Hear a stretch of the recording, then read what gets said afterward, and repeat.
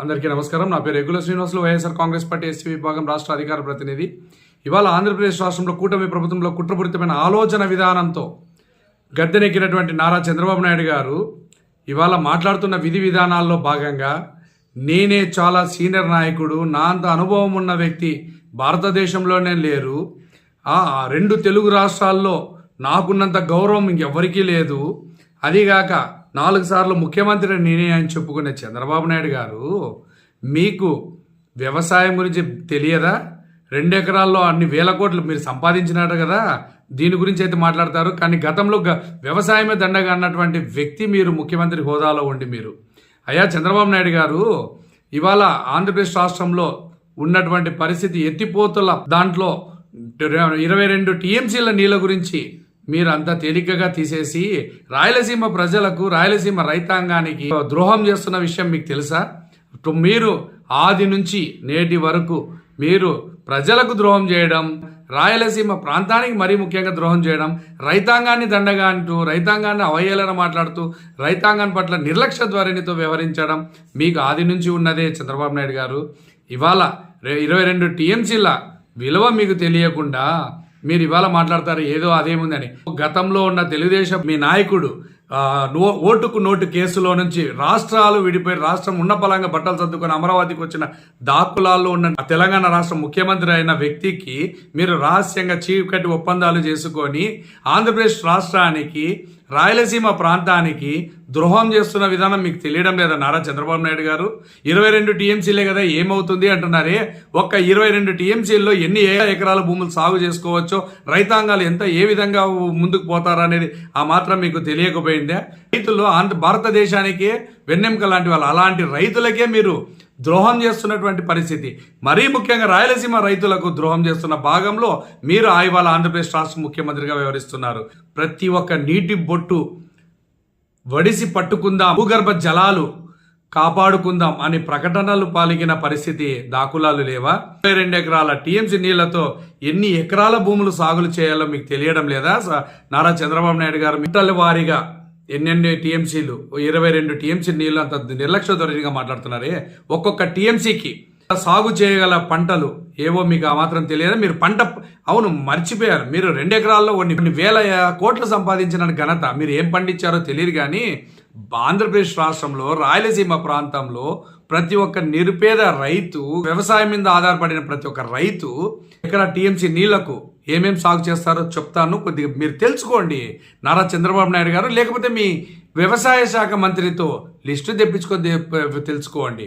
ఊరికే నోటికి వచ్చిన విధంగా ఆంధ్రప్రదేశ్ రాష్ట్రాన్ని, రాయలసీమ ప్రాంతం ప్రజలను ద్రోహం చేసే విధంగా మీరు వ్యవహరించడం. 1 ఎకరా వర్రి సాగు 1 టీఎంసీతో 10,000 ఎకరాలు సాగు చేయడానికి అవకాశం ఉంది.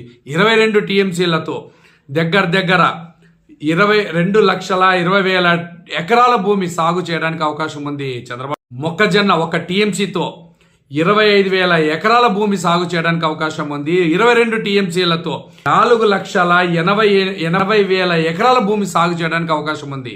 వేరుశెనగ 1 టీఎంసీతో 25,000 ఎకరాల భూమి సాగు చేయడానికి అవకాశం ఉంది. 22 టీఎంసీలతో 5,50,000 ఎకరాలు సాగు చేయడానికి అవకాశం ఉంది. 1 టీఎంసీతో పత్తి 20,000 ఎకరాల భూమి సాగు చేయడానికి అవకాశం ఉంది. 22 టీఎంసీలతో 4,40,000 ఎకరాల భూమి సాగు చేయడానికి అవకాశం ఉంది.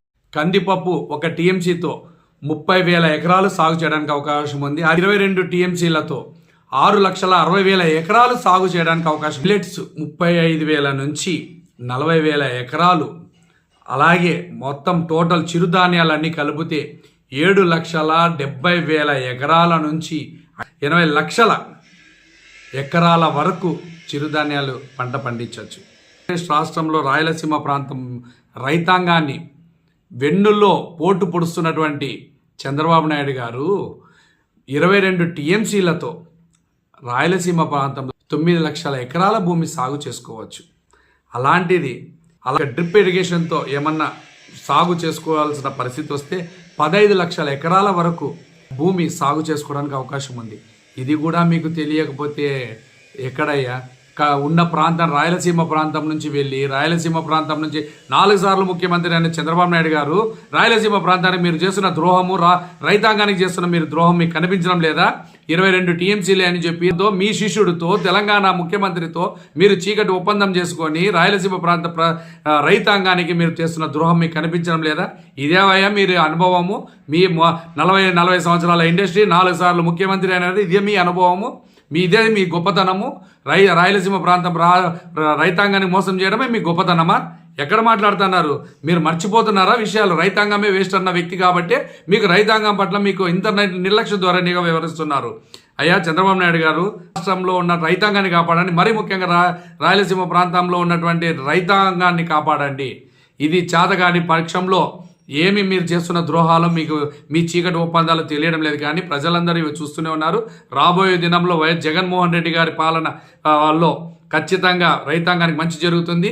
ప్రజలందరూ చూస్తున్నారు. ఇలాగ 2 ఎకరాల్లో రైతులు కొన్ని వేల కోట్లు సంపాదించే పరిస్థితి అయితే లేదు. ఆ రహస్యం మీరు ఆంధ్రప్రదేశ్ రాష్ట్ర ప్రజలకు మీరు ఎట్లా తెలియపరిచారు? 2 ఎకరాల్లో ఇన్ని వేల కోట్లు సంపాదించిన వ్యక్తులు రైతులు తిండి లేక యూరియాలు మందులు అన్ని తెచ్చుకోవడానికి అవస్థ పడుకుంటూ వాళ్ళకి గిట్టుబాటు ధరలు కూడా లేవు. అది కాక రాయలసీమ ప్రాంతానికి నీటి విషయంలో కూడా ద్రోహం చేస్తున్నారు. రాబోయే దినంలో ఖచ్చితంగా ఆంధ్రప్రదేశ్ రాష్ట్ర ప్రజలు రైతులందరూ గట్టి బుద్ధి చెప్తారు. రైతులారా మేలుకోవండి. చంద్రబాబు నాయుడు గారు చేస్తున్నటువంటి విధి విధానాలను కూడా ఒకసారి గుర్తించుకోండి. జై భీమ్.